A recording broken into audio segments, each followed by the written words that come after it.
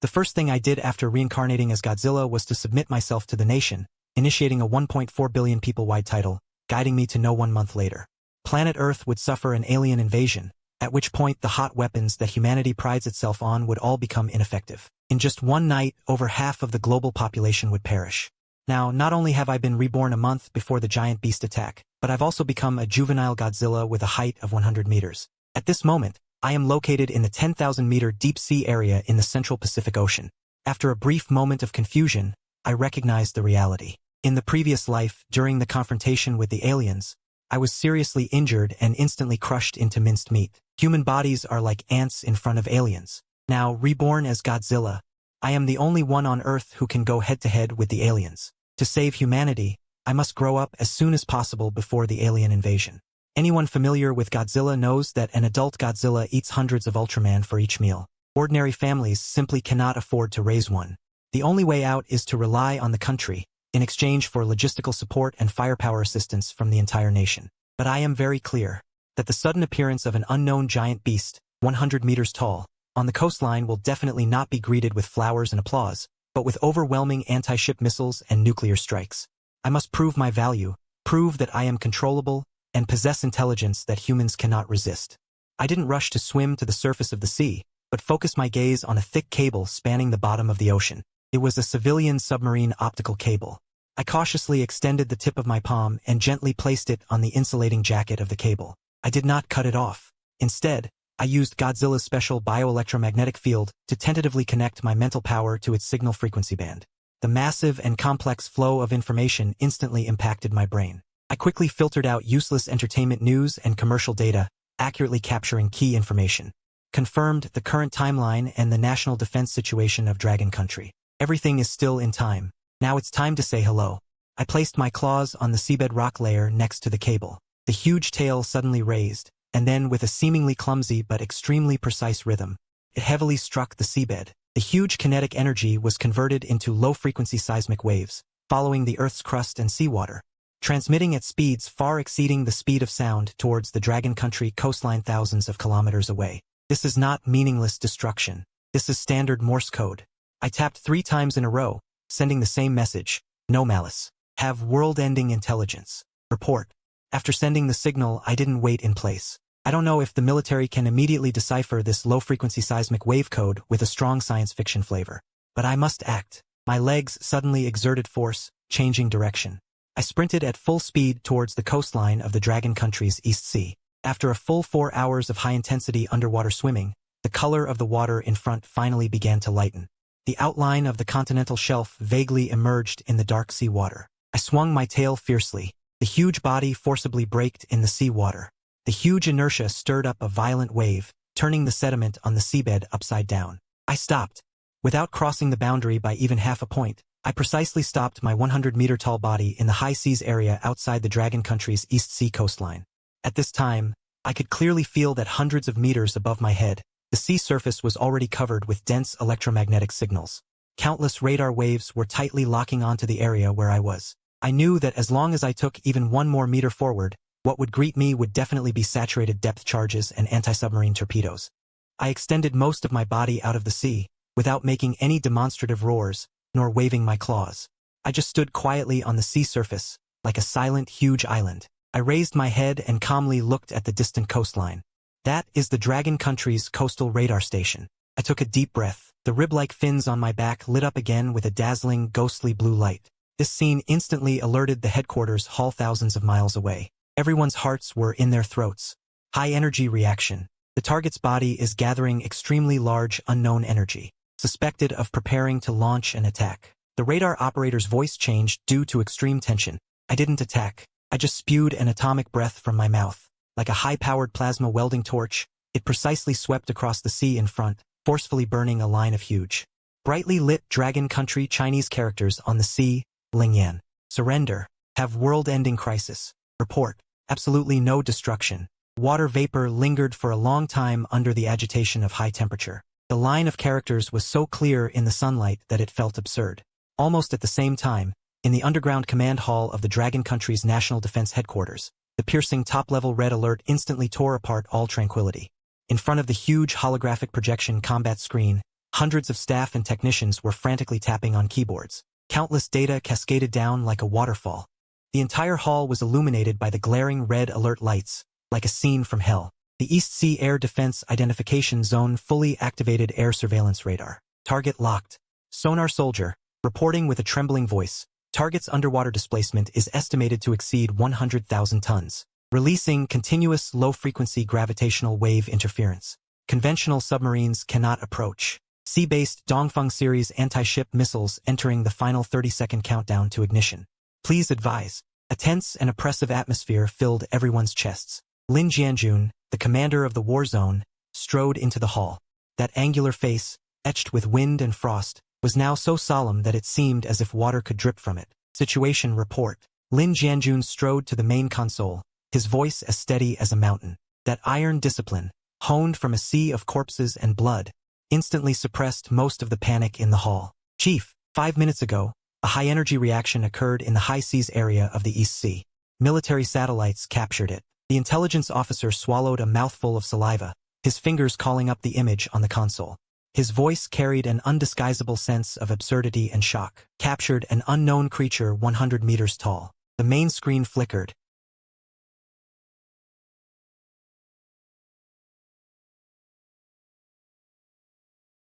The gazes of the staff and generals did not stay on the monster itself. Everyone was staring at the sea in front of the giant beast. That area of the sea was boiling. In the thick white mist evaporated by the high temperature, a line of huge Chinese characters written in pure square characters was slowly twisting with the undulation of the waves. Lingyan, surrender. Have world-ending crisis. Report. Absolutely no destruction. Lin Jianjun's eyebrows shot up, his sharp gaze instantly slicing towards the intelligence officer like a knife. A holographic projection prank? Or some kind of new optical deception weapon from an enemy country? Not a projection, the technical director suddenly stood up. The tactical tablet in his hand was almost crushed by him. Infrared thermal imaging shows that those words were burned out by extremely high temperatures. The local sea surface temperature broke 3,000 degrees in that instant, Commander. This monster just spat out a beam of high-energy plasma from its mouth. Like a laser engraving machine, it forcibly carved these words on the sea. The technical director wiped the cold sweat from his forehead. His voice was tight. This requires absolutely freakish levels of energy control. If it had widened the beam just now, even if it had just swept across our coastline, the coastal defense positions in Donghai City would have all evaporated by now. The command hall fell into dead silence. A prehistoric behemoth weighing 100,000 tons, writing Chinese characters at the entrance of the East China Sea, at the same time. Above the East China Sea coastline, 2 stealth fighters tore through the clouds like sharp arrows, entering a circling alert state at an altitude of 10,000 meters. Falcon 1 calling command center has arrived above the target sea area, visually confirmed target. Pilot Zhang Rui gripped the control stick tightly. His heart was beating wildly at a rate of 140 beats per minute. Overlooking from high altitude, ready to fire at any time, Zhang Rui's finger hovered over the missile launch button. As soon as an order is given, the heavy air-to-sea missiles under the wings will instantly roar out. Let this monster taste the fiery wrath of modern industry. But he waited and waited, but no order to fire came. Just then, the behemoth on the sea moved. Zhang Rui's pupils shrank sharply. He yanked the control stick, preparing to evade a possible anti-aircraft counterattack. But contrary to everyone's expectations, the monster did not raise its head and roar, nor did it open its abyss-like jaws. It just slowly raised its 2 thick and powerful forelimbs, crossed its black-textured hands, with an extremely steady, slow, even slightly restrained movement and put them behind its head. Then, its massive body slowly sank. Until the cold seawater submerged its waist, it sat there, coiling its thick tail, completely at the edge of the offshore continental shelf. This is a standard, head-holding squat defense posture belonging to human prisoners of war. Zhang Rui was dumbfounded in the cockpit. His tongue was even a little tied, and his knuckles were slightly white from exertion. He had fought for half his life. He had seen all sorts of battles, but the scene before him completely shattered his strategic understanding. Quickly, please invite Academician Chen over. Lin Jianjun took a deep breath and issued the order. 3 minutes later, Academician Chen Jinshan, a double-degree titan in bioengineering and nuclear physics in the war zone, in his 70s wearing a faded old white coat, was almost dragged into the hall by 2 fully armed guards. Old Lin, you dragged me out of the lab in such a hurry, it better be something huge. Chen Jinshan hadn't finished speaking, when his eyes were glued to the main screen. In those eyes, originally clouded from staying up late, an unprecedented fanatical light suddenly burst out, as if he had seen the most perfect work of art in the world. Academician Chen, look at its energy reaction. Lin Jianjun took the initiative to give way to the main console. Chen Jinshan had no time to pay attention to him, and directly pounced in front of the console. His fingers tapped quickly on the keyboard, quickly calling up the Lin also just released the energy waveform diagram and thermodynamic distribution data of the miniaturized atomic breath. Looking at the dense data, Chen Jinshan's breathing became more and more rapid, his chest rose and fell violently, and finally, he even lay on the screen. His fingers trembled as he pressed the smooth waveform curve. Perfect, too perfect. Chen Jinshan muttered to himself, his voice loud enough for the entire command hall to hear. The nuclear fusion reaction in its body. There is no leakage of radioactive nuclear waste. The radiation value displayed by the Geiger counter around him is even lower than the background radiation in the center of our Donghai city.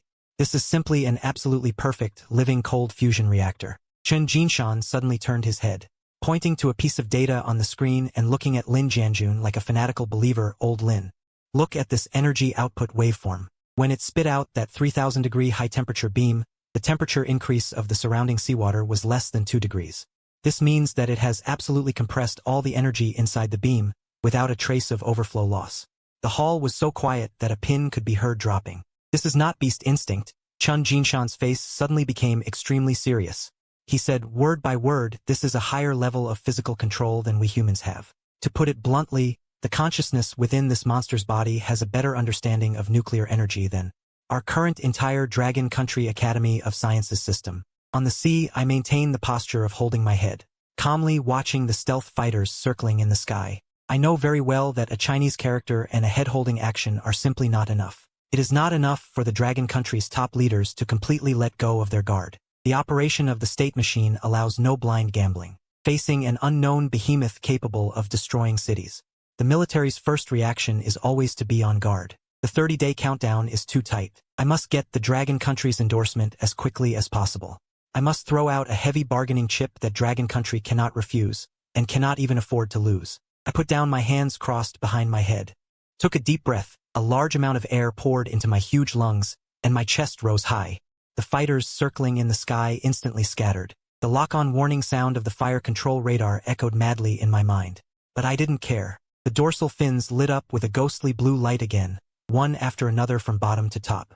The sizzling sound of the heated seawater rang out again. Here it comes. It's charging. In the command hall, a technician warned sharply. Lin Jianjun stared intently at the screen.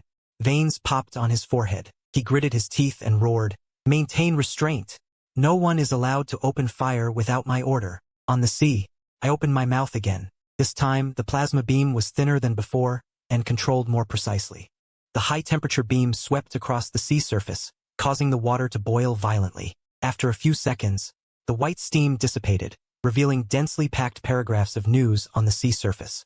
First, tonight at 2:04 a.m., in the Mariana Trench of the Pacific Ocean, at coordinates 11 degrees 21 minutes north, 142 degrees 12 minutes east, a spatial tear will occur. The first Sentinel-class alien mech will land on Earth. Second, its weak point is on its abdomen, in the gap of the third fake sheath. Conventional artillery is ineffective. Armor-piercing rounds must be used in conjunction with high-frequency sonic vibrations for pinpoint demolition.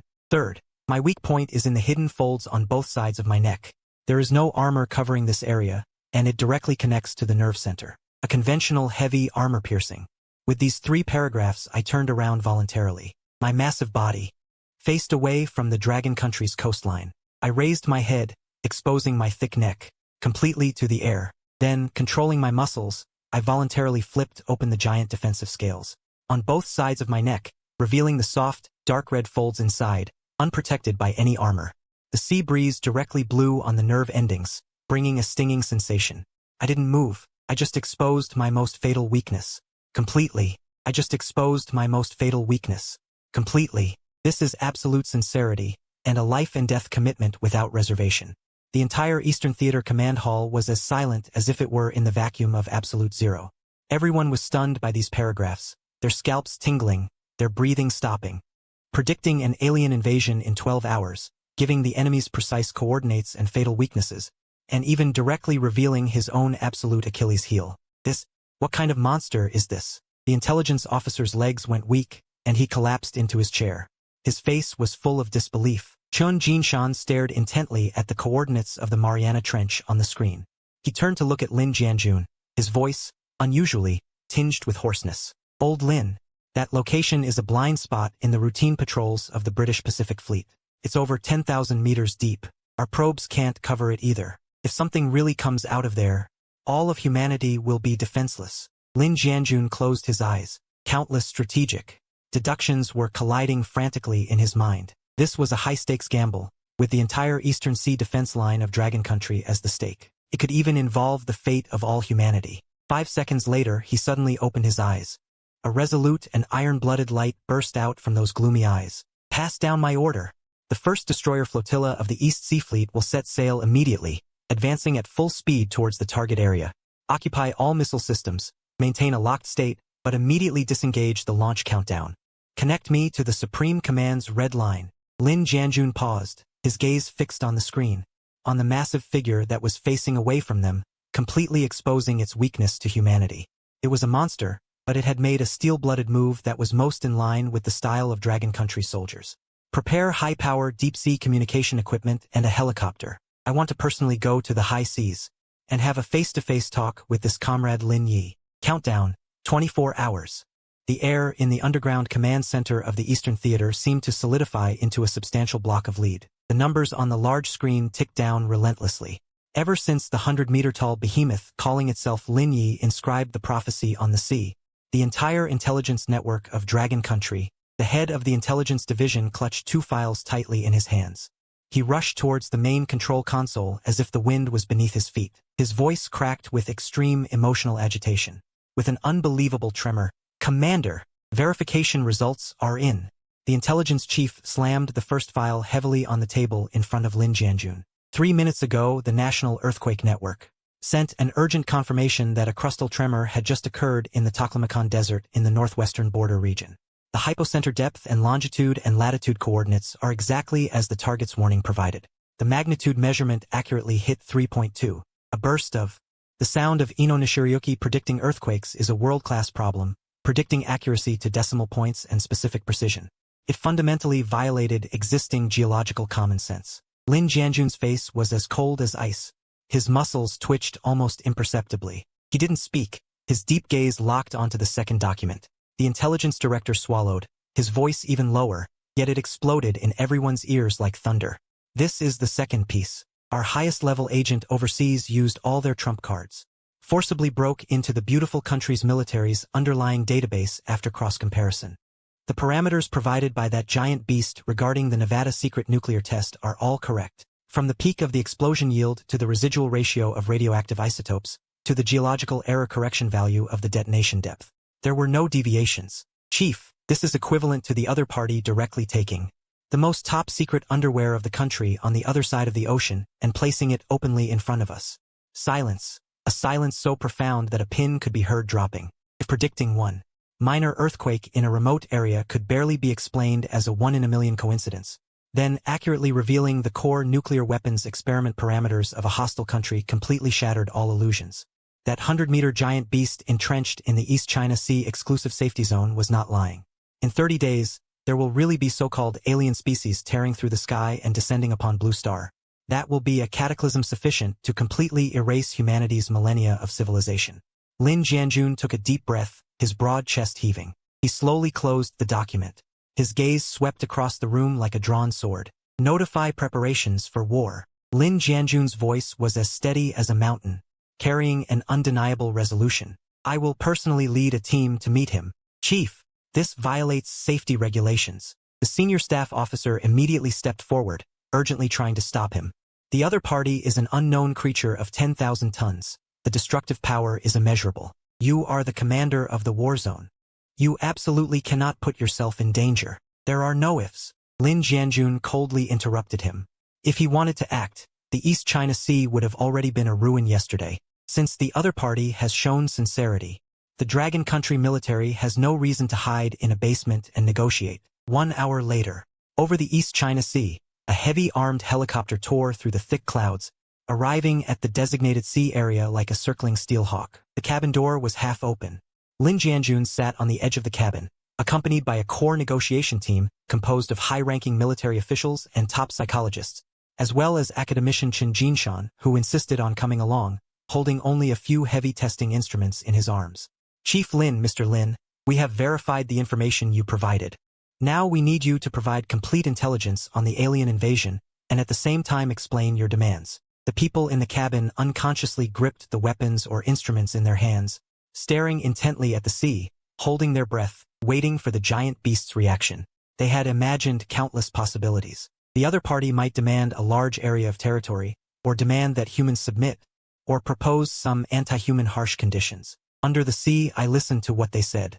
Honestly, I'm starving right now, rushing all the way from the 10,000-meter deep sea to the East China Sea, and painstakingly burning those Chinese characters on the sea. The energy reserves in my body have fallen below the red line. I feel like my stomach is like a burning black hole, urgently needing high-density energy to fill it. I didn't use my body to slap the water surface to send Morse code, but closed my eyes, mobilizing the physics memory of my subconscious, precisely controlling that row of complex hidden gill slits on my neck, using the high-frequency vibration of biological muscle groups, forcefully vibrating Godzilla's original violent roar in the eardrums of everyone at home and abroad. The demand is simple. Feed me first. Inside the cabin, academician Chen Jinshan's hand holding his glasses froze in midair, his mouth slightly open, like a rusty puppet. Even Lin Jianjun, who always remained calm even when Mount Tai collapsed in front of him, couldn't help but twitch his eyes twice. I continued to say, I swam all the way from the center of the Pacific Ocean.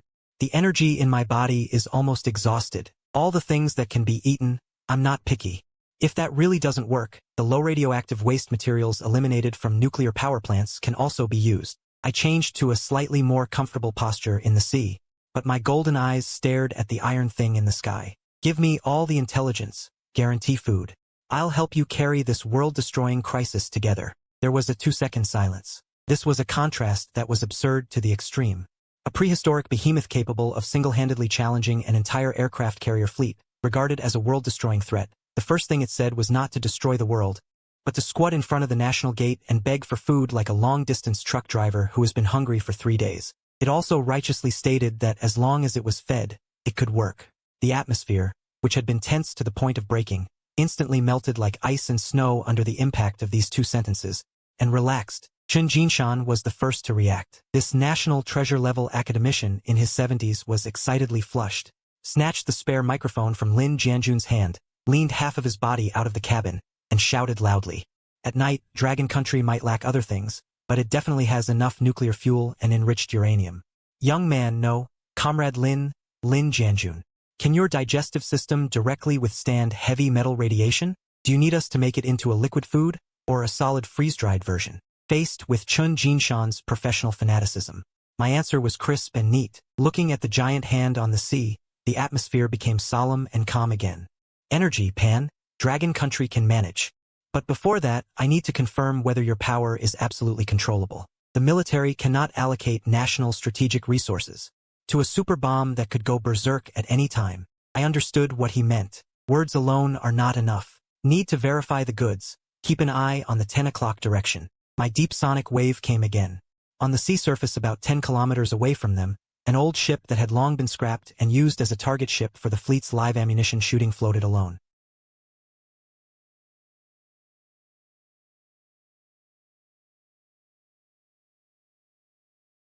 The row of staggered chimney-like exhaust pipes on the back suddenly lit up with a dazzling, ghostly blue light. The light surged upwards rapidly like flowing water, eventually converging in my throat, and the next second, I opened my abyssal mouth, a ghostly blue beam of energy, less than 1 meter in diameter. Like a grim reaper's scythe that could cut through space, it silently cut through the sky without any earth-shattering explosions. 10 kilometers away, the thousands of tons steel target ship, at the moment of being touched by the beam. Starting from the middle of the ship, the beam extinguished, and the sea surface was empty. The target ship did not leave a single piece of wreckage the size of a palm, not a drop of leaking fuel, as if it had never existed. At this time, everyone in the cabin felt horrified and chilled, but the seawater around the target ship did not splash at all. The sea surface was as smooth as a mirror. This is impossible. Chen Jinshan grabbed the cabin door frame tightly. His eyes were about to pop out, and his voice was trembling. How can the release of energy have no aftereffects? It locked all the heat of thousands of degrees and the terrifying impact inside the beam. This control is accurate to the millimeter level. This level of power control means that this behemoth can carry out surgical precision strikes in densely populated city centers. Without harming any surrounding houses, this is no longer the destruction of a beast, but the control of a god. I floated back into the sea, exhaled a puff of hot white air, and looked up at the helicopter. Can we talk about intelligence now? Lin Jianjun was silent for a full 5 seconds, and then, this battle-hardened iron-blooded general slowly raised his right hand, facing the behemoth below. He gave a standard and solemn military salute. Dragon Country accepts your surrender. The negotiation officially began. In the next hour, this life and death meeting across species was rapidly advancing on the waves. I had no concealment. I used low-frequency sound waves to pour out all the information about the Taihang aliens in my mind like pouring beans. The aliens who will arrive in 30 days are not ordinary exploratory life forms, but plunderers who feed on the core of the planet. My voice was heavy and cold. With a trace of sadness for the tragic death of my comrades in the previous life, they held their breath, and the negotiation experts frantically recorded with twitching fingers. Every piece of information was as heavy as 1,000 pounds. Don't try to use nuclear weapons for large-scale carpet bombing. I continued, the high temperature generated by nuclear explosions can indeed kill low-level aliens, but the remaining nuclear radiation will become evolutionary nourishment for high-level lord-level aliens. In the previous life, humans abused nuclear weapons at the time of the defense line collapse, giving rise to a large number of cheap lord aliens, leading to the overall collapse of the final defense line. I presented the human defense line collapse of the previous life. Several key nodes, the attack formation of the alien clusters, and several places hidden under the hard fake shells. Fatal physiological weaknesses were shared without reservation. Their energy center, in the gap of the third fake shell below the neck, develop blade shock weapons targeting this location. Or armor-piercing delayed action fuses are your only chance of winning. As I narrated, a desperate doomsday picture unfolded slowly in front of everyone, but at the same time unfolded. There is also a clear path to break the situation full of blood and fire. The fuel alarm on the helicopter began to flash, and the meeting was coming to an end. Lin Jianjun stood upright, looking at me on the sea with firm eyes, and made the final strategic commitment. From today, both parties have officially reached a cooperation. Lin Jianjun's voice was powerful and forceful. Resounding, Dragon Country will use national strategic reserves to provide you with absolute security and an unlimited supply of energy. Academician Chen Jinshan's research team will fully intervene to provide you with top-level evolutionary support. He paused. His tone became extremely solemn. In exchange, you need to cooperate with the country to complete the coastal defense deployment, Dragon Country's 1.4 billion compatriots. This long coastline, from today onwards, is entrusted to you. I nodded slightly in the sea. My gaze penetrated the clouds and looked in the direction of Donghai City, where there are towering TV towers. There are dense residential buildings, and countless ordinary people are working hard for their lives. That is my hometown that I failed to defend in my previous life. Acting foolish, I'll shoulder it if the sky falls. I gave as a behemoth, and also as a promise from a former Dragon Country military worker. That afternoon, with Lin Jianjun's return, the sleeping Oriental Dragon fully awakened. Documents stamped with the highest level of secrecy were sent like flowing water to all parts of the country. The output power of coastal nuclear power plants was forcibly adjusted. Heavy armored transport vehicles, fully loaded with high-purity enriched uranium and special air-cooled canisters, drove mightily out of the underground warehouse under heavy guard, rushing towards the East Sea Safety Zone. The barricade defense plan officially kicked off at this moment. At this time, inside the 300-meter underground strategic defense room of the Dragon Country's highest power center, the air here seemed to solidify into a substance, making it suffocatingly depressing. Around the huge oval conference table sat the supreme commanders of the Dragon Country's army, navy, and air force, as well as several important figures in charge of the country's economy and energy lifeline. The screens in front of everyone were looping the classified footage of the 100-meter behemoth vaporizing thousands of tons of target ships with a single plasma breath on the East Sea a few hours ago. Lin Jianjun stood at the front of the conference table. This is the complete assessment report.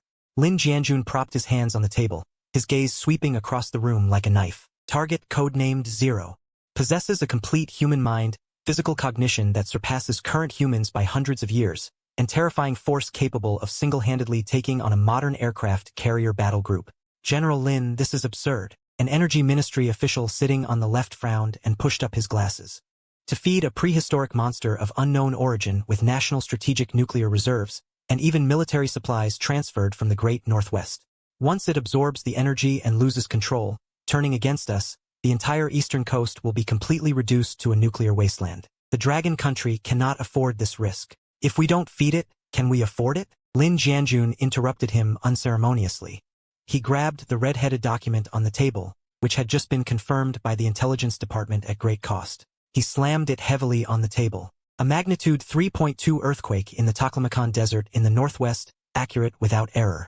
The core parameters of the underground nuclear test in Nevada, across the ocean, are accurate to 4 decimal places. This intelligence is top secret that we have spent countless costs, and still couldn't obtain. He threw it to us like trash. Lin Jianjun's voice gradually rose. With the unique iron and blood of a veteran general, he said decisively, he has already given a death countdown. In 27 days, the Mariana Trench will usher in the first wave of alien invasion life. Their outer shells may be immune to 90% of conventional firepower. If the intelligence is true, this will be a one-sided massacre that exterminates humanity. We are not making a venture investment now. We are grabbing at straws on the edge of a cliff. He is willing to be the Dragon Country's gatekeeper, and the only condition is to be fed. This is the Dragon Country's fortune. The conference room fell into a deathly silence. The old man sitting at the head of the table, who had been resting with his eyes closed, slowly opened his eyes. He didn't look at the documents on the table, but looked deeply at Lin Jianjun. Jianjun, do you guarantee with your uniform that he is controllable? The old man's voice was not loud, but it revealed a force like a stabilizing needle. Lin Jianjun suddenly stood at attention, his feet together, making a crisp sound. He gave a most standard military salute. I guarantee with my head that in his bones flows the blood of a Dragon Country soldier. The old man nodded slightly, his dry but powerful fingers gently tapping the table twice. These 2 taps completely determined the future trajectory of Planet Blue Star. The national machine is fully activated. The old man's tone was calm, but the instructions issued were like thunder from the 9 heavens. From now on, the coastline within a 50-kilometer radius of Donghai City will be designated as Zero Zone. Complete the evacuation and resettlement of residents within 24 hours. Second, authorize the Ministry of Energy and the Ministry of Military Industry to immediately open the Northwest Strategic Nuclear Arsenal. Allocate the first batch of 300 kilograms of enriched uranium, new model, and the Jiangnan nuclear power plants, newly decommissioned high-level nuclear waste. Third, Academician Chen Jinshan will be the commander.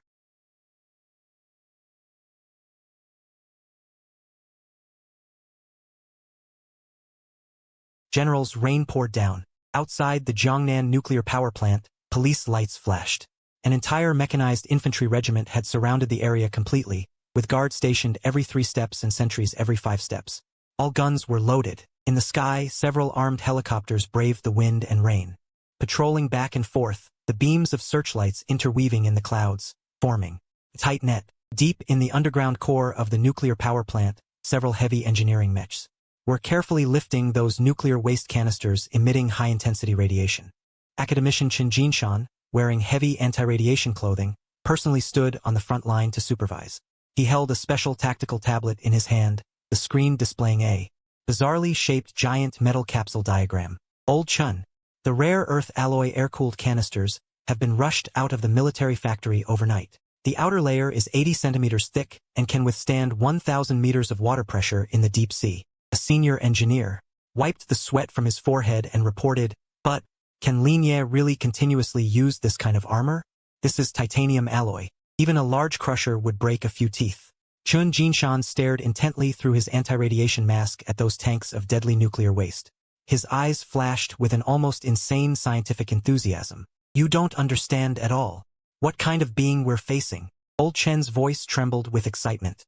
During the negotiation this afternoon, I collected some from the helicopter. Water samples from around him.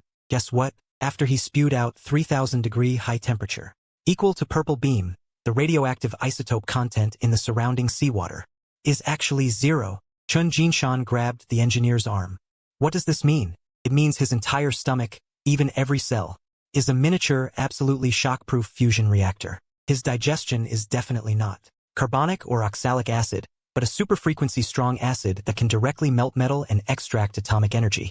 Wrapping him in titanium alloy, for him, is like us eating candy. The outer layer of glutinous rice paper melts in your mouth, The engineer gasped upon hearing this, his scalp tingling. Hurry! Don't be afraid of wasting materials. Reinforce it to death. There can't be any leaks along the way. We must deliver these grains cleanly. Intact to his feeding bowl. Chun Jinshan waved his arms and shouted. 3 hours later, a train of 60 cars, painted entirely in dark black, a heavy armored military train, like a giant steel python, slowly drove out of the secret platform of the Jiangnan nuclear power plant. The front and rear of the military train each had 2 high-horsepower internal combustion engine locomotives attached. Anti-aircraft missiles and close-in weapon systems were mounted on the roofs. Every 100 meters on both sides of the tracks, there was a soldier fully armed, paying attention to this train loaded with the nation's hope and destructive power. In the remote northwest, several large transport aircraft were tearing through the clouds under the cover of night. Inside the cabin, escorted by the Dragon country's most elite special forces, was a full 300 kilograms of military metal. Land, sea, and air advancing on 3 fronts. Countless resources, countless manpower, were converging on the Donghai Zero base in a frenzy that defied economic principles. This undisguised large-scale military mobilization and material transfer naturally could not escape those foreign spy satellites hanging in Earth's orbit. Across the ocean, the piercing red alarm in the Pentagon's underground strategic command center broke the silence of the night. The duty intelligence officer rushed into the secretary's office, stumbling, and slammed a report with a top-secret red stamp onto Secretary of Defense Williams' desk. Mr. Secretary, Dragon Country has gone mad. The intelligence officer's voice trembled. The Prometheus infrared satellite just captured an extremely rare strategic concentration and large-scale transfer of materials in Dragon Country's interior. They mobilized heavy armored trains and strategic transport aircraft, transporting large quantities of enriched uranium and nuclear waste to the coast of the East Sea. Williams, who was sipping coffee to stay awake, twitched his wrist. The scalding coffee splashed directly onto his expensive, handmade suit. He stood up abruptly, grabbing the satellite image, although it was obscured by thick rain clouds, thermal imaging and radiation detection. Still clearly showed several glaring red, high-energy heat sources rapidly converging on Dragon Country's East Seaport. What are they doing? Preparing to detonate the East Sea and bury neighboring countries with them? Williams clenched his teeth, a hint of panic and ruthlessness flashing in his eyes. Or are they secretly building some kind of super-large underwater nuclear weapons platform in the East Sea seabed? Not only that, Mr. Secretary, the intelligence officer swallowed and added. The main force of the Dragon Country's East Sea Fleet has been fully deployed, forming a blockade line hundreds of kilometers long at the edge of international waters 500 nautical miles from the coast. All approaching civilian ships have been forcibly driven away. Their radar systems are in full power fire control lock. Williams paced back and forth in the office like a raging lion, countless conspiracy theories flashing through his mind. He couldn't imagine that Dragon Country would make such a big move, even at the risk of accidentally firing and triggering World War III just to feed a monster in the sea. In the Anglo-Saxon way of thinking, this kind of uncalculated nuclear material mobilization only meant one thing: war. We can't let them succeed. Whatever secret weapons they're hiding on the seabed in the East Sea must be nipped in the bud. Williams stopped abruptly and slammed his fist on the desk. Immediately connect me to the 7th Fleet Command in the Pacific. Order the 3 Sea Wolf-class nuclear-powered attack submarines patrolling near Guam to submerge immediately. Shut down active sonar and proceed at maximum silent speed into the Dragon Country's East China Sea blockade zone. Tell those submarine captains that I need to know exactly what the Dragon Country people are throwing into the sea. If necessary, authorize them to use special torpedoes for probing attacks. China will absolutely not be allowed to upset the strategic balance of the Pacific. With Williams's order, in the darkness of the deep ocean, several nuclear submarines, prowling like deep-sea ghosts, slowly changed direction. Like sharks smelling blood, they silently approached the East China Sea. At this time, in the East China Sea,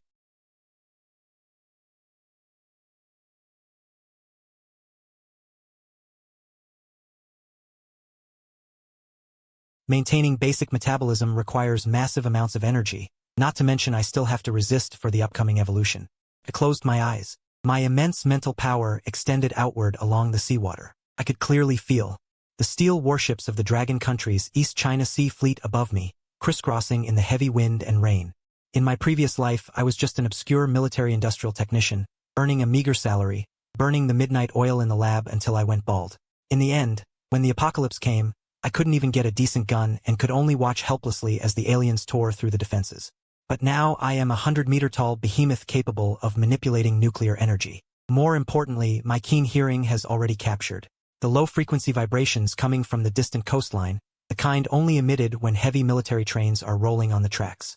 Tens of thousands of tons of train cars loaded with massive amounts of nuclear fuel are rolling towards me. The country didn't lie to me. For my one sentence about having enough to eat, this incredibly large national machine really moved out all the strategic materials from the bottom of the silver chest. Come on. I slowly straightened my body in the dim trench, already prepared.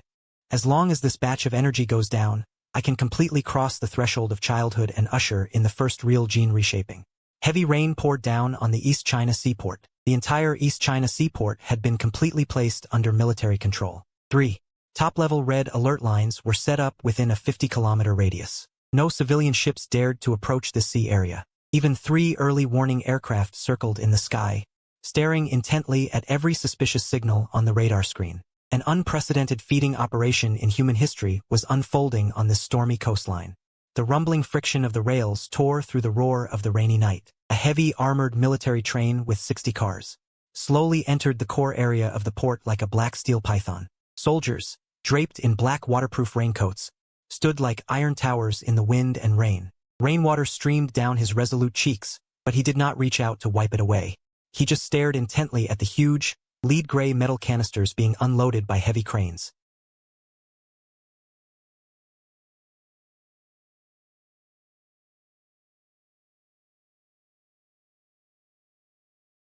Highly radioactive waste, as well as 300 kilograms of military-grade enriched uranium urgently transferred from the Great Northwest.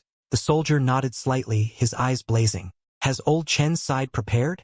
Academician Chen's monitoring ship has arrived at the edge of the designated sea area.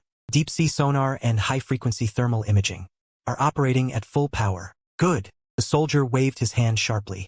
His voice resounded in the wind and rain. Hoist and drop into the sea. With the deafening roar of machinery, 12 lead-gray metal canisters, each weighing tens of tons, were slowly lifted by giant cranes, passing over the breakwater, and heavily dropped into the deep water area with churning, muddy waves. Huge splashes of water shot into the sky. The metal canisters, weighing tens of tons, quickly plunged toward the dark depths of the sea under the pull of gravity. At this moment, at the edge of the continental shelf, 300 meters below the surface, it finally came. I slowly stood up from the seabed. My huge body displaced tens of thousands of tons of seawater around me, creating a turbid and violent undercurrent. I raised my head. My thick and powerful hind limbs kicked off the seabed bedrock. I was like a black heavy torpedo, facing those sinking metal canisters, rushing straight up. I stretched out my huge forepaws, covered in black barbs, and accurately snagged a falling lead-gray metal canister in the water. This thing, in the eyes of humans, is an indestructible, top-secret container. But in my hands, it's no different from a hard candy wrapped in sugar paper. Without the slightest hesitation, I directly stuffed the several-meter-long metal canister into my abyssal maw filled with fangs. My upper and lower jaws slammed shut. A crack, a metal-shattering sound that made teeth ache, exploded in the deep sea. The lead-gray outer shell, which could withstand deep-sea high-pressure and conventional artillery bombardment, was instantly crushed into a pile of twisted scrap metal in the face of Godzilla's terrifying bite force. Intense radioactive material, accompanied by bitter seawater, instantly poured into my mouth. This kind of terrifying nuclear radiation, enough to cause a complete cellular collapse in an adult human in a few seconds, turning them into a puddle of blood, was, to me, the sweetest nectar in the world. I devoured it greedily, swallowing the mixture of metal fragments and nuclear fuel into my stomach. Just 3 seconds after swallowing it, the biological nuclear reactor that had been dormant in my body seemed to have been poured with a bucket of high-octane aviation kerosene and was instantly ignited completely. That terrifying heat, indescribable in words, erupted from my stomach and exploded along my thick blood vessels and neural network. Furiously surging through every cell in my body, I let out a deep, smooth, muffled roar. The surrounding seawater, under the vibration of this sonic wave, violently rolled and boiled. I didn't stop at all. Academician Chen Jinshan was staring intently at the multiple data screens in front of him, breathing rapidly like a broken bellows, his hands propped on the console, his knuckles turning a deathly gray due to excessive force. Old Chun, the underwater radiation index is skyrocketing exponentially. A technician stared at the detection instrument, his voice trembling. The value has exceeded the critical point. It's still rising. Good heavens. This sea area is about to become a dead sea. Don't panic. Keep an eye on the thermal imaging and bioelectrical signal feedback. Chun Jinshan roared, his eyes fixed on another screen. The value instantly plummeted like a cliff. 15,000, 5,000, 1,100. Finally, the value abruptly stopped at the normal background radiation level of the ocean. The entire monitoring compartment was deathly silent. Only the heavy breathing of the crowd could be heard. It absorbed it. Chun Jinshan's voice was terribly hoarse, but with an undisguised fervor. Not a single drop leaked out. This behemoth's stomach, or rather its entire internal circulation system, is an absolutely perfect microscopic particle capture net. It has forcibly locked all radioactive isotopes inside its own reactor. Look at the thermal image. Another technician suddenly stood up, pointing to the central screen. On the holographic projection, a blindingly bright white sphere appeared 300 meters below the surface of the sea. The temperature of that sphere was rising at a rate that defied the laws of thermodynamics. The surrounding seawater was instantly heated to boiling, but unable to immediately turn into steam due to the immense water pressure, forming a bizarre high-temperature, high-pressure water sphere. It's evolving. Chun Jinshan took off his glasses and rubbed his bloodshot eyes, a hint of awe in his gaze. This is no longer purely within the realm of biology. Dragon Country has truly raised a god. At this moment, I was undergoing a transformation akin to rebirth. The immense energy provided by 12 cans of highly concentrated nuclear fuel unleashed a cellular-level hurricane within my body. I could clearly feel my original bones being crushed inch by the violent energy, then reforming and growing with greater density. Those originally dark-colored, hard scales began to fall off in large patches, replaced by newly grown, deep ink-colored heavy armor that shimmered with a metallic, cold luster. Pain, soul-tearing pain. But I gritted my teeth and didn't utter a single scream. The memory from my previous life of witnessing my compatriots being torn apart by alien beast tides was like a red-hot iron branding itself fiercely onto my nerves. Compared to the pain of civilization's destruction, this physical evolution and reshaping was nothing. Absorb it all for me, I roared in my heart. It actively severed the feedback of pain, concentrating all of its mental energy on controlling that violent nuclear energy within its body. I guided this energy, scouring the uneven row of dorsal fins on my back. The juvenile skeleton, originally only 50 or 60 meters tall, began to grow wildly under the infusion of ample energy. Muscle fibers became thicker and tougher like stretched steel cables. Every muscle contraction contained terrifying kinetic energy sufficient to destroy skyscrapers. 60 meters, 80 meters, 100 meters, 120 meters. For a full 2 hours, I completed a transformation beneath the sea that could be called miraculous. When I reopened my eyes, those vertical pupils had changed from their original dark gold to a kind of dark red that carried extreme pressure. I slowly straightened my body, the row of brand new dorsal fins on my back, as sharp as the bone plates of a giant dragon, emitted a chilling, ghostly blue-silver light in the dim seabed. I felt the nuclear energy in my body filling to the point of almost overflowing, and I contentedly flicked the tail that had become thicker, with sharp bone spurs even growing at the end. This satisfying meal directly allowed me to skip the juvenile stage.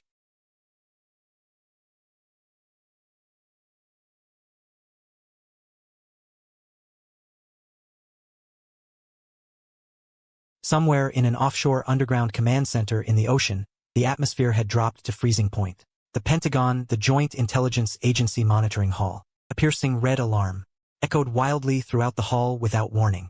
On the huge electronic world map, the location of the East China Sea in Dragon Country, lit up with a striking and dazzling coordinate point. Sir, the infrared early warning satellite, Prometheus, has just captured a high-energy reaction. A senior intelligence analyst's hands typed rapidly on the keyboard, forcibly enlarging a set of thermal imaging images onto the main screen. Coordinates: East China Sea, Dragon Country. Depth 300 meters. Core temperature of the heat source has exceeded the conventional monitoring limit. This is definitely not any known type of nuclear submarine. A solemn white old man strode to the screen, frowning deeply. He stared at the heat source constantly expanding in the deep sea, sweat breaking out on his forehead. Underwater volcanic eruption, or a precursor to an earthquake? The general's voice was frighteningly somber. Neither. The analyst swallowed hard. The heat source is showing extremely regular pulsed movements like some kind of giant creature's heartbeat, and the main force of the Dragon Country's East Sea Fleet, 2 hours ago, completely blockaded that sea area and implemented a high level of radio silence. They dumped a large number of high-density ballast containers into the sea. The general's pupils constricted violently. A chilling guess formed in his mind. Dragon Country is conducting some kind of illegal underwater nuclear test in that sea area. Or they are manufacturing some kind of new underwater deep-sea weapon. The general slammed his fist heavily on the console and roared, "Immediately connect to the 7th Fleet Command. Have the nuclear-powered submarine closest to that sea area approach for reconnaissance. I need to know what the hell the Dragon Country people are doing under the East Sea." A few minutes later, in the deep ocean, a Seawolf-class nuclear-powered attack submarine, like a deep-sea ghost, silently shut down its active sonar. Relying on its passive detection system, like a venomous snake, it slowly approached the edge of the East Sea blockade zone.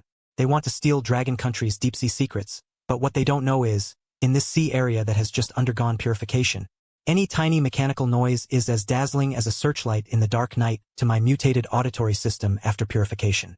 I, who had just finished purifying underwater, was preparing to send a signal of advancement completion to the military on the surface. Suddenly, I detected an extremely weak, yet distinctly man-made industrial propeller cavitation noise, creeping along the seawater about 20 nautical miles away from me.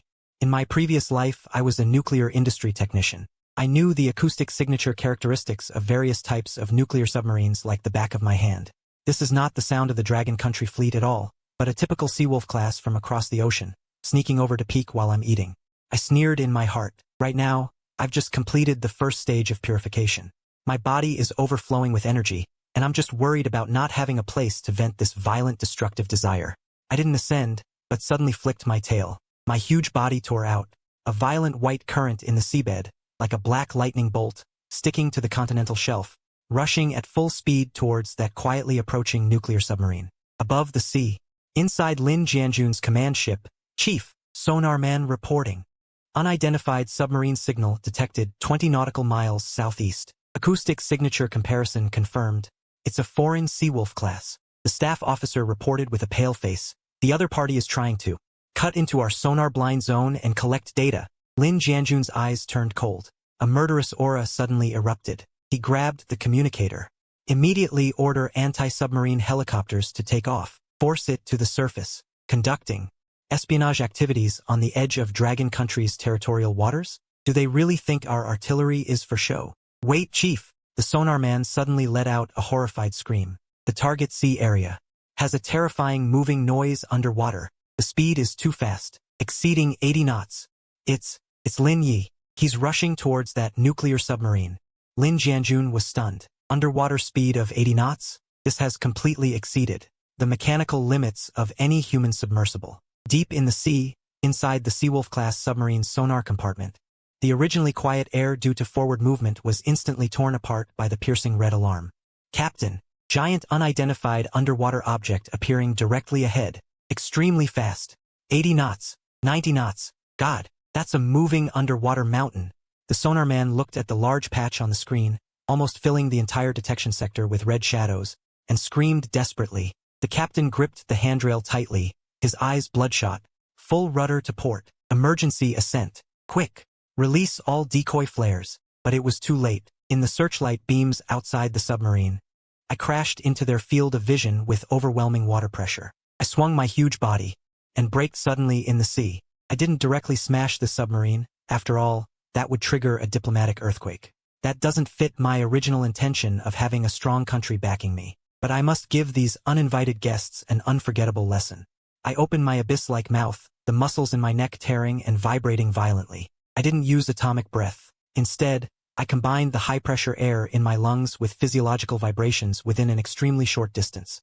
A messenger with 5 ears was released, bleeding from his orifices, collapsing on the deck and writhing in pain. Although the submarine's hull wasn't breached, its internal control system was completely paralyzed. Like a piece of scrap metal, it drifted helplessly toward the surface. After doing all this, I didn't even glance at the paralyzed submarine, turning and swimming toward the Dragon Country fleet.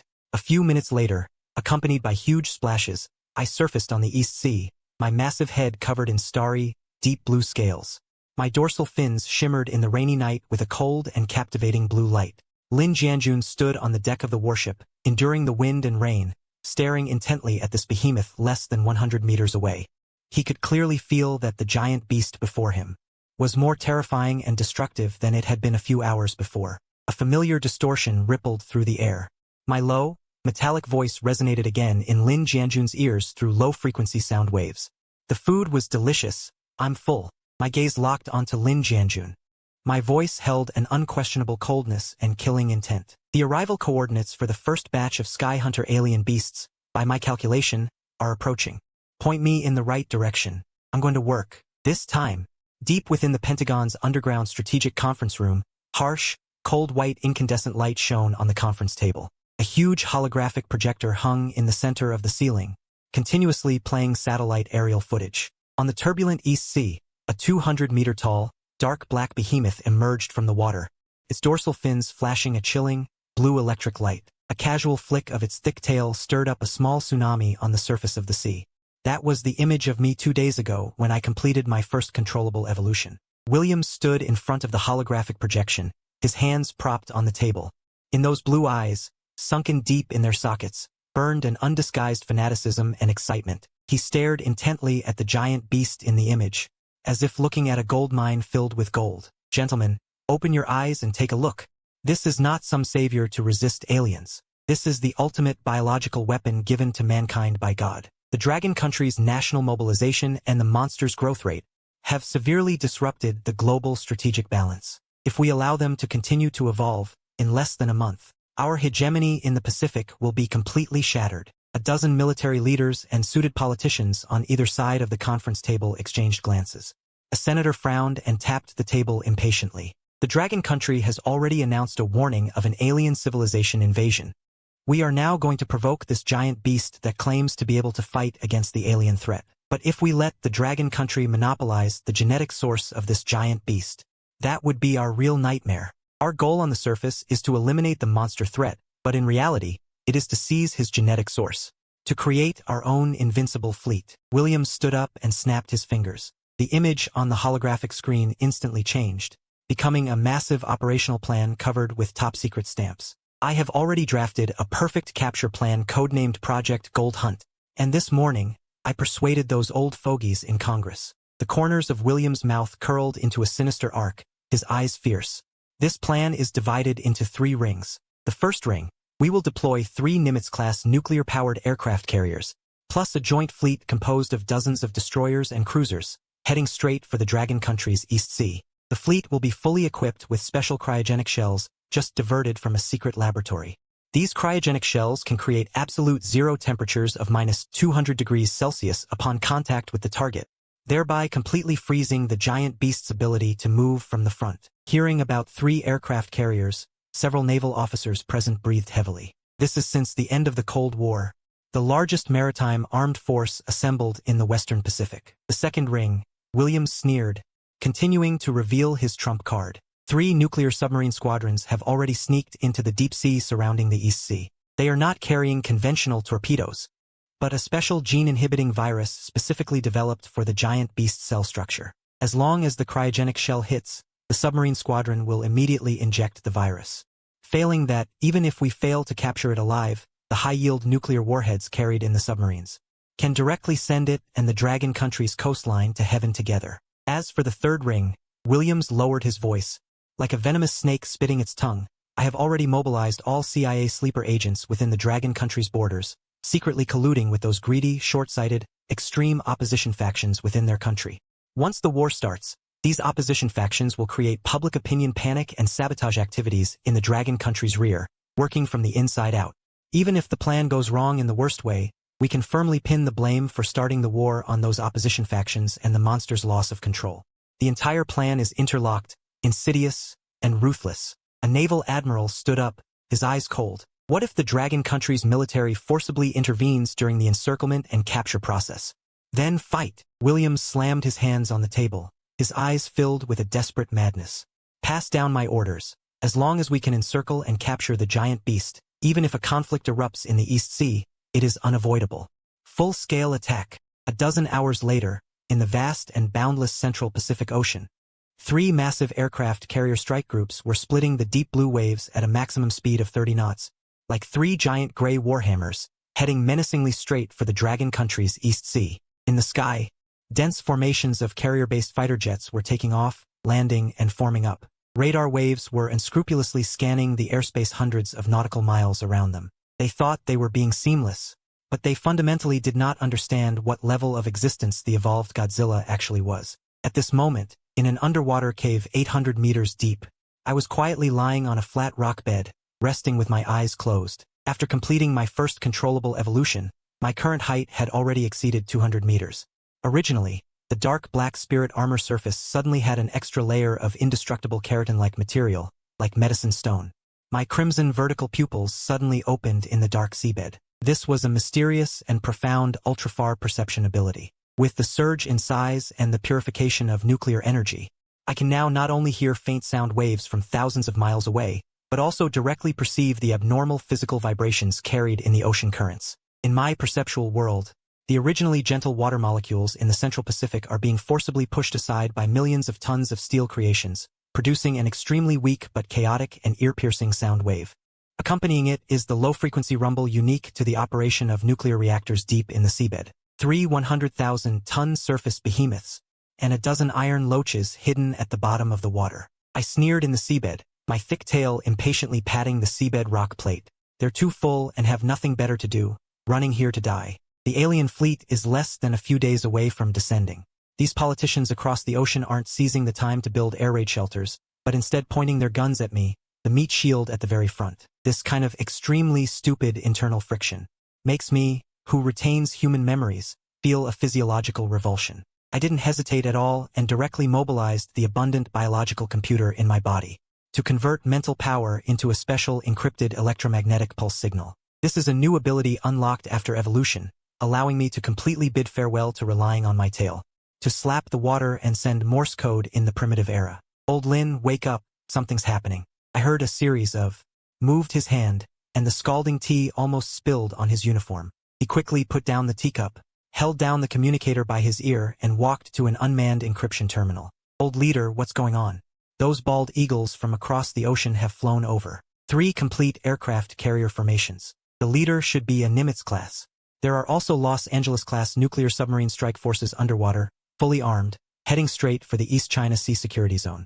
My voice was as calm as if I were broadcasting the weather forecast, but the content was enough to trigger World War III. They're carrying a chemical agent that makes me very uncomfortable. I guess they're up to no good. I've synchronized the intelligence for you.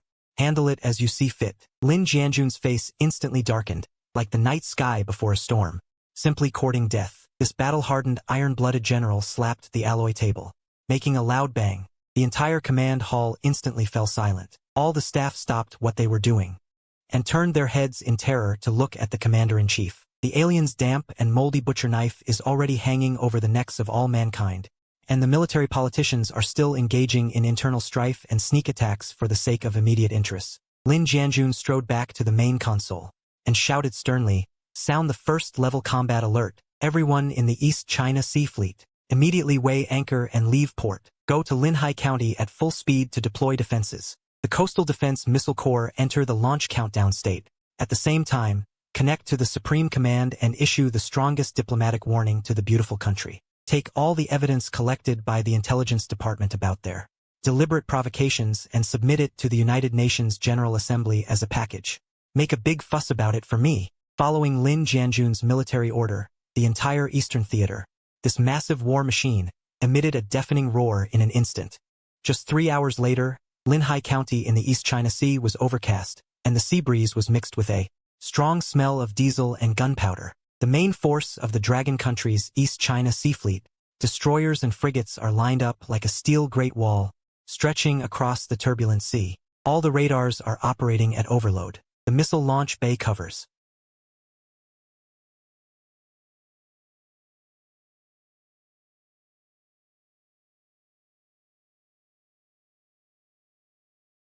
resist the waves. The 2 top maritime armed forces of mankind are facing each other in the sea area, muzzle to muzzle. The distance to a stray bullet is only 0.1 millimeters away. Warning: the front is Dragon Country's Linhai. Please turn around and evacuate immediately, otherwise we will take military means to defend our sovereignty. The high-pitched loudspeakers on the Dragon Country's main destroyer use Chinese and English in turn to broadcast stern warnings. However, the huge fleet opposite seemed to be deaf and did not reduce its speed at all. In the flagship command room of the beautiful country's joint fleet, Williams was holding a glass of red wine. Looking at the dense red dots on the radar screen, his face was full of smugness. Although Dragon Country's response was very fast, it still seemed a bit thin in front of 3 fully armed aircraft carrier strike groups. I guess Dragon Country has submitted a protest to the United Nations, and there have been some dissenting voices in our domestic public opinion. Some opposing voices have emerged in our domestic public opinion.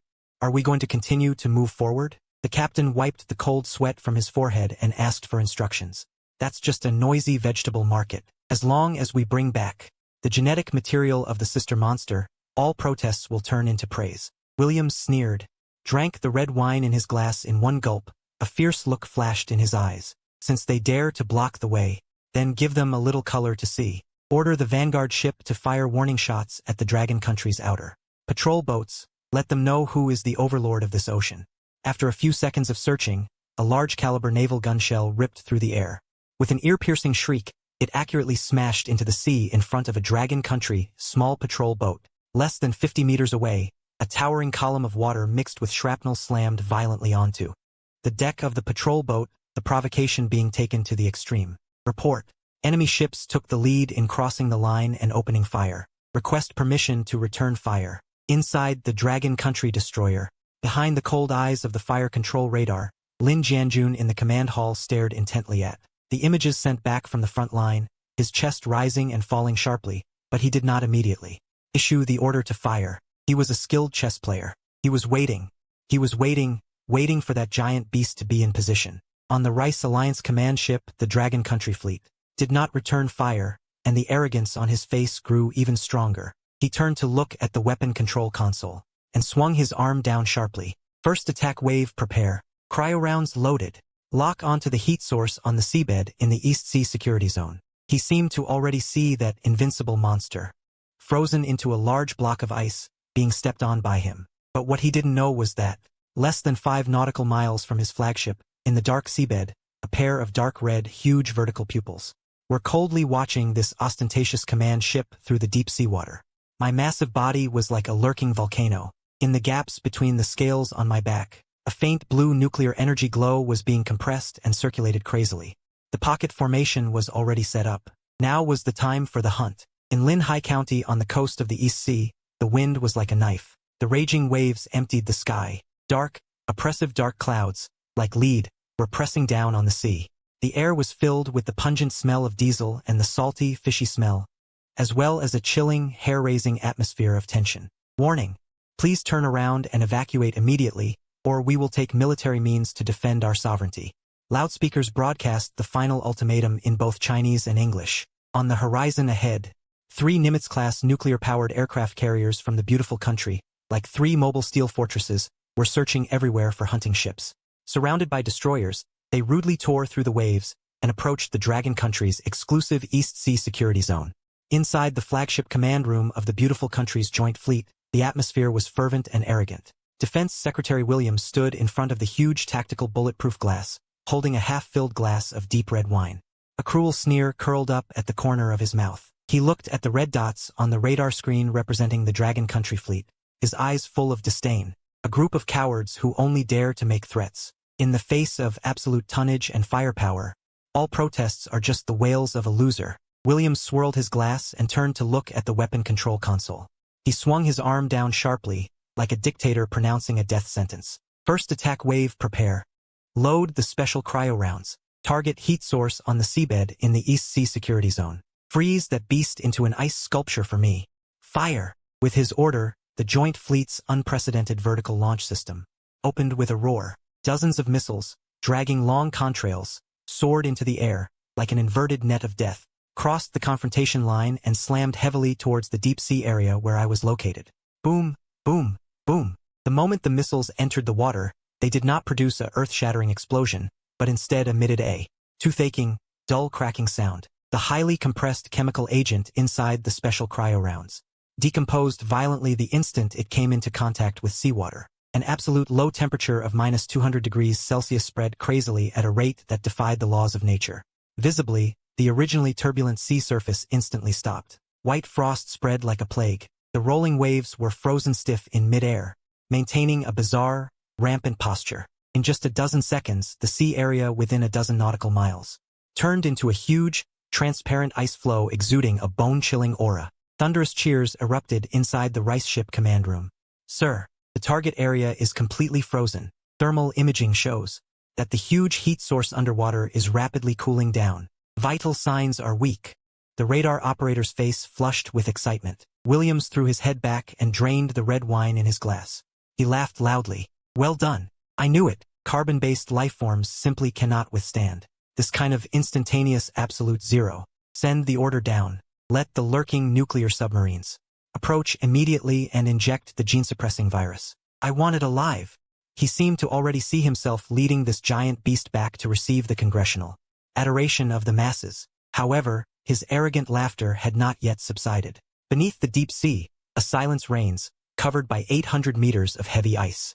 I quietly lie prone on the rocky bed, the surrounding seawater completely frozen. Terrifying cold, like countless steel needles, attempts to pierce my scales. For ordinary marine life, this is certainly a fatal blow, but 2 days ago, just devoured 300 kilograms, but that, staying on the surface, after evolution like a key, indestructible keratin perfectly isolates the deadly low temperature. I slowly open my eyes. Dark red pupils light up in the dark ice, like two ignited lanterns of death. You really treat me like a monkey in a zoo. A violent force surges from the bottom of my heart. The countdown to the alien invasion is like a sharp blade hanging over the necks of all mankind. I test my abilities day and night, preparing to defend against this group of fools from across the ocean.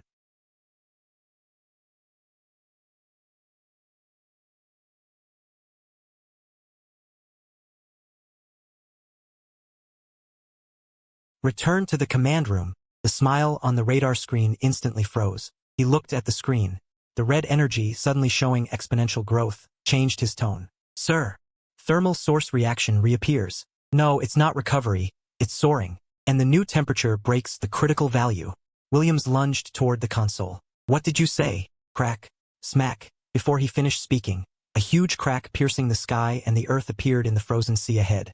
It suddenly exploded. Tens of thousands of tons of broken ice were lifted up by an overwhelming force, straight into the sky. A dark black behemoth, 200 meters tall, like an ancient demon crawling out of the abyss of hell, stepping on the ice shards, slowly straightened up from the sea. The seawater boiled. The ultra-high temperature around me instantly melted and vaporized those -200-degree ice blocks. Large swathes of white steam surrounded me, setting off that enormous figure, even more terrifying and oppressive. I simply ignored those helicopters and warships.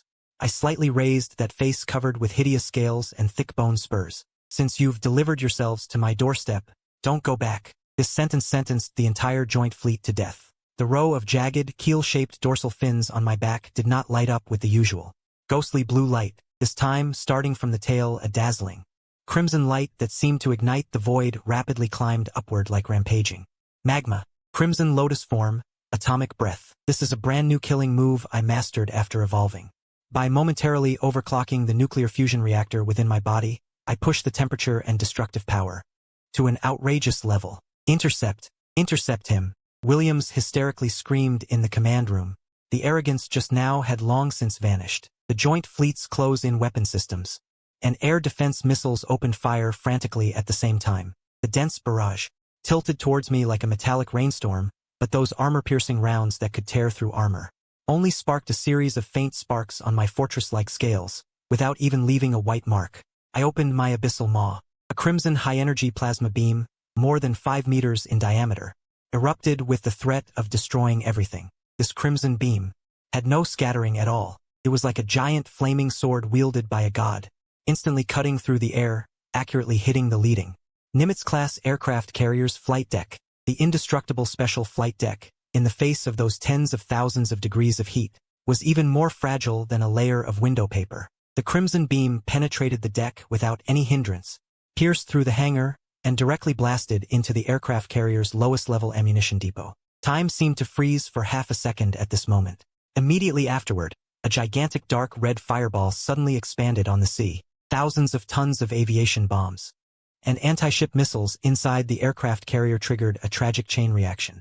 The 100,000-ton steel behemoth, in the face of this earth-shattering force, let out a painful wail. The huge hull was forcibly torn apart and broken in the middle, Warplanes loaded with fuel were thrown into the air like toys, and then turned into ashes in the sea of fire. The entire aircraft carrier was broken in two in the towering flames, dragging thick smoke and sinking despairingly into the boiling seabed. The entire scene was deathly silent. Whether it was the fleeing sailors or the Dragon Country fleet waiting in formation in the rear, they were all completely shocked by this scene that could be described as divine punishment. One strike, just one strike, the most powerful naval force on Blue Star, the pinnacle of human industry, was annihilated like this. Submarines, have the submarines fire. Kill it with torpedoes. Williams collapsed to the ground, grabbing the communicator and roaring frantically. His voice became sharp and shrill due to extreme fear. 3 Los Angeles-class submarine squadrons, hidden beneath the surface of the sea, had already locked onto it, but under the urging of a death order, they still bit the bullet and opened the torpedo launch valves, firing over a dozen heavy wire-guided torpedoes. Dragging white trails, they came from all directions, bombing towards Zero's blind spot. I snorted coldly, my massive body not pausing for even a moment in the water.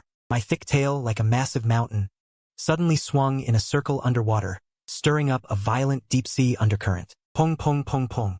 That giant tail was like an indestructible steel whip, accurately sweeping across the torpedo's path of attack. More than a dozen heavy torpedoes didn't even have a chance to get close to my scales before being instantly crushed by the terrifying physical pressure. Muffled underwater explosions rose and fell one after another, setting off towering columns of water. Using the momentum of diving, I directly locked onto the positions of those dozen or so nuclear submarines underwater and fiercely charged into the center of the submarine formation.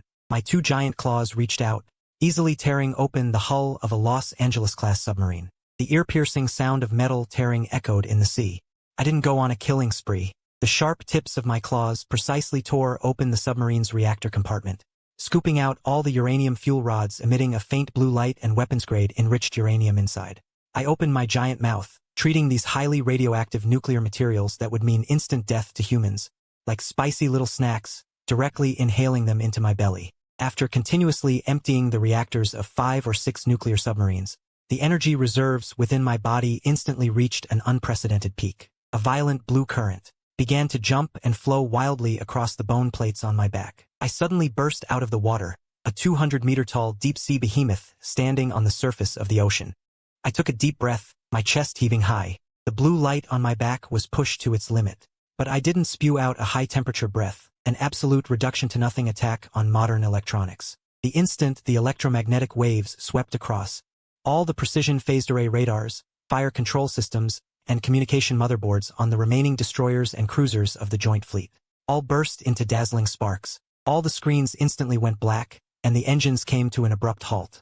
This modern fleet armed to the teeth instantly turned into a pile of garbage and dice floating on the sea. Completely paralyzed. The reversal of the entire battle, from the moment I broke through the ice to the fleet's paralysis, took less than 20 minutes. 2 aircraft carriers were silenced, and dozens of ships were destroyed. The remaining ships completely lost power, swaying desperately in the waves. The remaining sailors looked at the alien beast, the black demon god in the sea of fire, and their psychological defenses completely collapsed, kneeling on the deck one after another.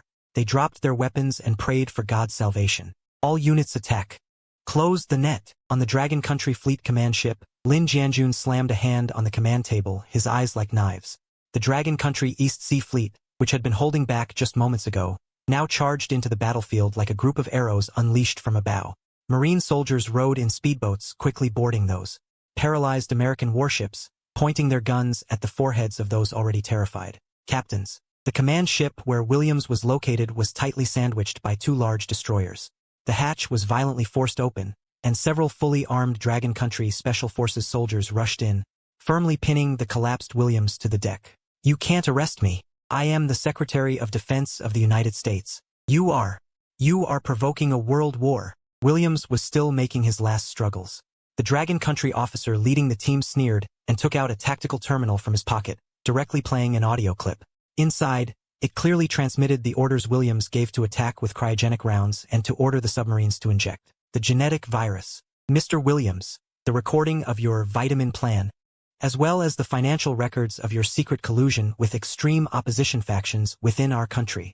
5 minutes ago, our highest representative simultaneously submitted them to the United Nations General Assembly. The officer at the scene sneered. Your remaining years will be spent in the highest-level military prison, atoning for your stupidity. The news spread and the world was shaken. Public opinion within the United States exploded instantly. Within just a few hours, the hawkish faction led by Williams collapsed and was arrested and investigated. This aggressive encirclement plan became a complete international joke. At this time, in the depths of the East Sea, after the battle ended, I ignored the mopping up on the surface of the sea and directly sank to the deepest part of the ocean. The large amount of nuclear material I had devoured in one go from the nuclear submarine formation was triggering a earth-shattering transformation within my body. That enormous energy was like a wild horse that had broken free, frantically scouring my cellular structure. I rolled around painfully in the deep sea as patches of black scales peeled off, replaced by an even more deadly heavy armor that faintly gleamed with a dark golden luster. My bones stretched and restructured wildly amidst the sound of tearing and cracking. 200 meters, 300 meters, 400 meters. When everything calmed down, I completed my second controlled evolution. At this moment, my height has already broken through the terrifying 500-meter mark. That devastating sense of oppression even caused the surrounding ocean currents to stagnate. Not only that, I felt the dorsal plates, and a wonderful energy loop was established between the reactor in my body. With a thought, my huge body actually broke free from the gravity of the seabed, relying on the recoil of energy. Short-range recoil flight ability unlocked. Does this mean that I am no longer a cumbersome being that can only move in the sea and on land? I have absolute air combat mobility, but the cost of forcibly devouring and purifying is also heavy. An unprecedented sense of weakness surged in like a tide. My eyelids felt as if they were filled with lead so heavy. The energy in my body was completely consumed due to forcibly remodeling my body. I understand that this is the muscle rebuilding period after purification. In the next 3 days, I will fall into a deep sleep, completely unable to resist. Old Lin. I used my last bit of mental power to send Lin Jianjun the coordinates and a description of the situation. I need to sleep for 3 days. I need to sleep for 3 days. During these 3 days, I have no power to fight back. Entrusting my back to humans is a huge gamble. A dozen seconds later, Lin Jianjun's voice rang out in the communication channel, decisive and revealing an iron-blooded will that could change mountains and rivers. Sleep. The entire Air Force, Navy, and land forces of the theater will press forward. Build 30-kilometer, 50-kilometer, 100-kilometer, 3 layers of absolute defense circles around your sleeping coordinates. Lin Jianjun stood at the bow of the command ship, looking at the turbulent sea. He suddenly drew the pistol from his waist, loaded the bullet, and ordered the entire army. These 3 days, even if the Heavenly King himself comes to the East China Sea, he will have to be shot down. Anyone who dares to touch a single hair of our Dragon Kingdom's sacred beast, the Dragon Kingdom will start a war at all costs. Listening to the instructions from the communication channel, I slowly closed my eyes and fell into a deep sleep in the deep sea. At this moment, I truly entrusted my life to this country, and this country is also using the power of the whole nation to protect their deity. The alien civilization is descending in 17 days. The real storm has only just begun. East China Sea. Ling Forbidden Zone. Dark clouds like heavy lead blocks pressed heavily on the sea surface. Not even a trace of wind could penetrate. Countless steel behemoths were parked on the sea surface, connected end to end, like a steel great wall spanning the sky and the earth. It has been a full 68 hours since I fell into a deep sleep. During these 68 hours, not even a single seabird could fly into the sea area. The Eastern Theater Command has spent a fortune, and 3 layers of absolute defense circles have surrounded my sleeping coordinates. Surrounded so tightly that not even water could leak through. The outer layer is a deep-sea denial line composed of submarine formations. The middle layer is guided missile destroyers. Lin Jianjun's chin was covered with a stubble of grayish-blue beard. His originally straight general's uniform also looked a little wrinkled, but he still stood like a steel nail driven into the deck, his whole body exuding a sternness that made people afraid to look directly at him. Old Lin, go and rest for 10 minutes. The chief of staff next to him walked over with a glass of warm water, his voice filled with worry. The seabed vital signs report just sent from Chun Lao's side. Lin Ye's cell reorganization has entered the final stage. It is estimated that he will be completely awake in another 4 hours. I will keep an eye on things here. Lin Jianjun waved his hand. They have all retreated to the base. On the surface, they seem to be behaving themselves. The chief of staff reported. On the surface, Lin Jianjun sneered. A flash of coldness flashed in those hawk-like sharp eyes. Remember, never underestimate the bottom line of those Anglo-Saxons. What they cannot obtain, they would rather destroy than leave it to others. The quieter it is, the more it indicates that there are shady, dirty things are brewing under the water. As soon as Lin Jianjun finished speaking, the ear-splitting red alert of the theater level suddenly exploded shrilly in the bridge. Not the surface radar, nor the deep-sea sonar, but the early warning from outside the atmosphere. Report to the Commander-in-Chief. Emergency hotline from the Supreme Space Command. The communications soldier tore off the headset violently, his voice distorted due to extreme shock. On a tranquil orbit, a discarded weather satellite belonging to the United States suddenly changed its orbit 30 seconds ago, removing its disguised shell, and the main control screen instantly switched. A high-definition optical photo from space was zoomed in, and it wasn't a weather satellite at all, but a scaled-down orbital weapons platform hundreds of meters long. As the disguised shell fell away, the platform's abdomen revealed 3 dark launch bowls, space-based kinetic energy weapons. The Chief of Staff gasped, his face instantly turning pale. The target was locked. Its zero zone, 3 rods of God, have completed deorbiting.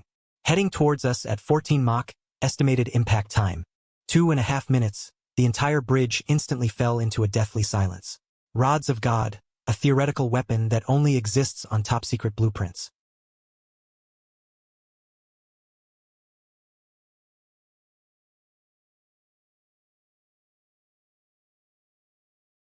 Two and a half minutes, Lin Jianjun took a deep breath, his brain within 0.1 seconds. Completed countless tactical calculations, Lin is also currently in the most critical period of structural transformation. The underwater probes show that it has not fully hardened even the most basic armor. Once hit by this kind of tungsten rod hybrid, carrying terrifying kinetic energy, the seabed rock layer would be instantly penetrated, and the overwhelming physical shockwave would be enough to put Lin in. The internal organs in a reorganized state, all shattered, cannot dodge. Only can withstand it. Lin Jianjun suddenly straightened up, a roar like a raging lion. Completely shattered the panic inside the bridge, ordered anti-aircraft missile first, second, third array. All safeties released, anti-missile interceptors, fire every last one into the sky, East Sea Fleet, all ships with air defense capabilities, close-in weapon systems fully preheated, barrage elevation adjusted to maximum. As Lin Jianjun's military order was issued, the calm surface of the East China Sea instantly boiled, the vertical launchers of dozens of heavy destroyers opened one after another. The orange-red tail flames illuminated the oppressive night sky.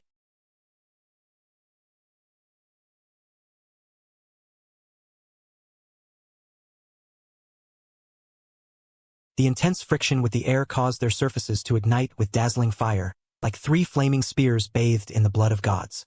With a sense of despairing oppression, heading straight down to the seabed countdown. In the high atmosphere, the fire suddenly burst one after another, Dragon Country's anti-missile system. Reaching peak performance, the dense interceptor missiles under precise radar guidance violently collided with 2 of the tungsten rods, exploding into fragments. Transforming into a magnificent steel firework in the sky, successfully intercepting 2. The radar operator shouted excitedly, but in the next second, his voice was as if strangled. Stopping abruptly like a rooster being choked, the third one, interception, failed. Its trajectory underwent course change micro-adjustments at the end, penetrating the interception net. On the large screen, the last tungsten rod burning with raging flames, in an unstoppable manner, tore through the clouds, carrying a piercing sonic boom, falling straight towards Zone 0, crashing onto the sea surface of the restricted area, with only 30,000 meters and 5 seconds remaining. There isn't even enough time to reload anti-aircraft missiles. In front of the tactical sand table, Lin Jianjun stared intently at the red dot representing that tungsten rod. His teeth grinding, the sleeping Dragon Country mythical beast is beneath the seabed. This kinetic energy must not be allowed to penetrate the seawater, called Destroyer Taihang. Lin Jianjun grabbed the communicator, his voice hoarse, yet revealing a heartbreaking determination. Taihang received, please give instructions, came the affirmative voice from the other end of the communicator. From Captain Li Jianming, immediately hard rudder, full speed ahead. Intercept directly above the Zone 0 sleeping coordinates. Your mission is to use the warship's hull to block that tungsten rod. Lin Jianjun closed his eyes, 2 lines of turbid tears rolled down his stubble-covered cheeks. He was ordering an entire warship, along with the hundreds of officers and soldiers on board, to become a human shield. There was a brief silence on the other end of the communicator, only the sound of waves hitting the ship's hull. A second later, Li Jianming's voice rang out again, without fear, without hesitation. Only the composure and iron will belonging to Dragon Country soldiers, drawing a rough white wake. Accurately positioned horizontally at that fatal coordinate point, in the sky. The dazzling red light had already enveloped the entire sea area. The air was filled with the burnt smell. From the friction of the high-speed falling tungsten rod, on the deck of the Taihang, not a single person ran away. All sailors stood at their posts, looking up at the lance of destruction. Raising his right hand, he gave a solemn salute that shook the heavens and the earth. As if all sound had been lost, the tungsten alloy rod carrying the kinetic energy equivalent of dozens of tons of TNT.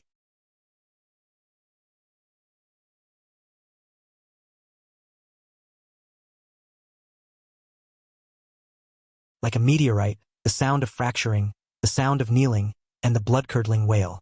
The terrifying kinetic energy, centered on the Taihang, was frantically unleashed toward the surrounding sea. A huge depression with a diameter of over 100 meters formed on the sea surface, forcing tens of thousands of tons of seawater into towering walls of water. The Taihang, a destroyer that had been in service for 10 years, used its own destruction to take this devastating blow head-on. The wreckage, with flames and thick smoke, slowly sank to the seabed. The kinetic energy was reduced by 90%, but the remaining shockwave still followed the seawater, conducting to the seabed 800 meters deep. At this moment I was in a giant black cocoon composed of high-density seawater and dark matter. I had actually regained consciousness when the bluefin missile exploded, but I couldn't move. The violent nuclear energy in my body was carrying out the final circuit laying. I perceived the flow of water, and clearly saw everything that happened on the sea surface. I saw that unbound object carrying the aura of destruction. I saw the destroyer named Taihang, selflessly standing in the way, blocking it from above. I felt the resolve of those Dragon Country soldiers at the last moment of their lives. The shockwave slammed into the black cocoon and fine cracks appeared on the surface of the cocoon.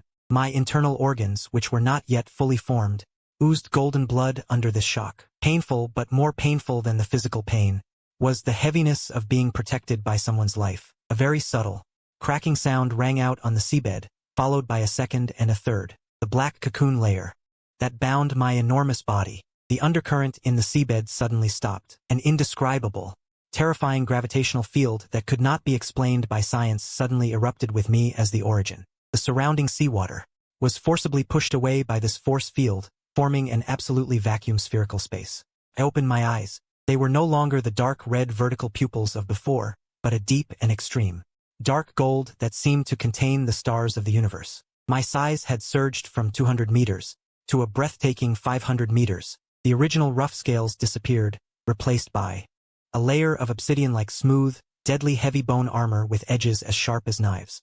The stegosaurus-like dorsal fins on the back became even larger, and at the center of each fin circulated a liquid-like, ghostly blue high-concentration nuclear fusion energy. I opened my mouth slightly. You're courting death. A consciousness wave so cold that it seemed to freeze the soul directly penetrated 800 meters of seawater, broke through the clouds, and even followed the Earth's magnetic field, accurately locked onto a secret underground command post deep in the Atlantic Ocean. On the sea surface, Lin Jianjun's eyes were red, gripping the railing tightly, watching the silent sea where the wreckage of the Taihang was. The surrounding rescue boats were frantically salvaging the sailors who had fallen into the water. "Chief, the seabed. There's a big problem with the gravitational field on the seabed," a survival soldier suddenly screamed, scrambling out of the cabin and pointing at the sea. Lin Jianjun turned his head to look, only to see that the sea where the Taihang was silenced suddenly began to roll back toward the sky on a large scale, as if it had lost gravity. Millions of tons of seawater turned into a giant waterspout connecting the sky and the earth. In this spectacular scene that defied the laws of physics, a massive black phantom that was breathtakingly large slowly rose from the seabed. Without any actions to slap the water surface, without any traces of kinetic energy propulsion, a 500-meter tall figure hovered in mid-air. My thick tail hung casually in the air, yet it made the surrounding space ripple with visible distortions. Anti-gravity field. Academician Chen Jinshan saw this scene through remote monitoring, and the tablet in his hand fell to the ground with a thud. Tears streamed down his face. Biological anti-gravity. It broke through the conversion barrier between nuclear energy and gravitational waves. This isn't a monster. This is a god. This is the truth. I floated above the sea. My gaze swept over the Dragon Country ships that were salvaging the fallen soldiers, and a trace of tenderness flashed in my eyes. Then, I raised my head, and my dark golden eyes locked onto the sky. Beyond the atmosphere, the orbital platform that launched the Rod of God still floated quietly, waiting for an assessment of the strike's effect. My chest expanded violently. The surrounding air was instantly evacuated, forming a brief vacuum storm. The dorsal fins on my back did not light up one by one, but instead simultaneously erupted with extremely refined reddish-gold light. This was a higher level of energy compression than the burning Godzilla state, a nebula breath. A reddish-gold beam, only the thickness of a bucket but as solid as a substance, suddenly erupted from my mouth. This beam made no sound, but its speed exceeded the limits of human visual perception. It instantly pierced the thick clouds, cut through the atmosphere, and directly entered outer space, striking that massive weapons platform in low Earth orbit. Before the alarm system could even trigger, the reddish-gold beam pierced it directly through the center. There was no explosion. The platform, upon contact with the beam, was instantly broken down into the most basic atomic form by tens of millions of degrees of heat and a terrifying particle stream, completely erased from this universe. Having done all this, I slowly lowered my head. I manipulated the anti-gravity field, steadily landing on the sea surface near the wreckage of the Titan. An unsteady vibration rippled through the air. That metallic voice rang out in Lin Jianjun's ears again. This time, there was no longer fatigue in the voice, only the domineering presence of an army descending upon the world, and absolute coldness. Old Lin, you owe me a meal. I cleared out the aircraft carrier for you. Now I owe the Titan a ride out. I turned around, my colossal body like a black iron tower, facing the endless depths of space. In 14 days, when those bastards in the sky come down, I'll fill this sea with their lives. The deepest part of the ocean, the Mariana Trench. This is a forbidden zone of Earth's physical constants. The water pressure is as high as 1100 atmospheres. Sunlight has never touched this silent abyss in millions of years. Several deep-sea anglerfish with glowing organs are slowly swimming, searching for hydrothermal vents, releasing minuscule organic matter. Without warning, the originally gentle deep-sea currents stopped. Immediately afterward, space itself seemed to become a piece of violently stretched glass, emitting a teeth-grinding tearing sound that could not be explained acoustically. A purplish fissure, hundreds of meters long, tore open in the center of the black seawater out of thin air. The edges of the fissure flickered with strange electric arcs, and the surrounding seawater was instantly pushed away, forming an absolute vacuum zone. A huge crystal, covered in ghostly green-silver light and composed entirely of some unknown crystal, suddenly protruded from the fissure and firmly latched onto the seabed rock. The rock instantly turned to dust under the pressure of this unnatural force. Immediately afterward, a monster 300 meters long, its appearance a combination of a deep-sea giant predator and a heavily armed mecha, slowly squeezed out of the spatial fissure. It had no traditional facial features. Its inverted triangular head was completely covered by a layer of translucent, mottled dark green armor. Beneath the armor, highly concentrated corrosive energy twisted.